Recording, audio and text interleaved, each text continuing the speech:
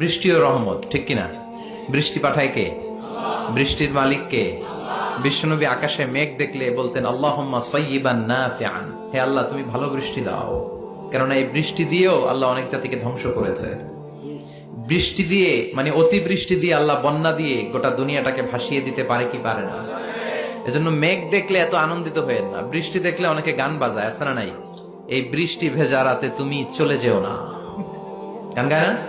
না, আপনি আল্লাহর কাছে দোয়া করবেন আল্লাহুম্মা সাইয়্যিবান নাফিআন, আল্লাহ তুমি বরকতের বৃষ্টি দাও। আল্লাহুম্মা গাইসান মুগীসান মারিআন মুরিআন নাফিআন গায়রা দার। বিষ্ণুই পড়তেন আল্লাহ এই বৃষ্টিটা যেন উপকারী হয়, এই বৃষ্টি থেকে যেন ঘাস লতা পাতা কিছু পায়, এই বৃষ্টিটা যেন আমাদের জন্য বরকতময় হয়, যেন কল্যাণময় হয়, কোনো ক্ষতির কারণ যেন না হয়, তুমি কবুল করো।